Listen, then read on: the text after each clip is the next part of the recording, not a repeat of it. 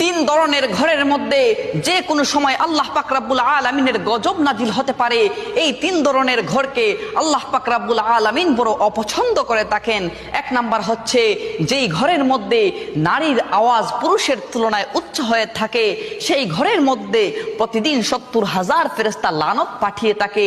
দ্বিতীয় নম্বর হচ্ছে যেই ঘরের মধ্যে অন্যের হকের মারা টাকা জমা থাকে আর সেই টাকা দিয়ে সংসার চলে, ওই ঘরের মধ্যে যে কোনো সময় আল্লাহ পাক রব্বুল আলামিনের গজব নাজিল হতে পারে। আর তিন নম্বর হচ্ছে হযরত জিবরাইল আলাইহিস সালাম বলেন, যেই ঘরের মানুষরা মেহমান আসলে অখুশি হয়, ওই ঘরের মধ্যে যে কোনো সময় আল্লাহর গজব নাজিল হতে পারে। যদিও নামাজ পড়া হয় ওই ঘরের মধ্যে, ফেরেশতারা সওয়াব লেখেন না, নামাজের সওয়াব লেখেন না। নাউজুবিল্লাহ। আল্লাহ পাক রব্বুল আলামিন এই তিন ধরনের বৈশিষ্ট্য থেকে আমাদেরকে যেন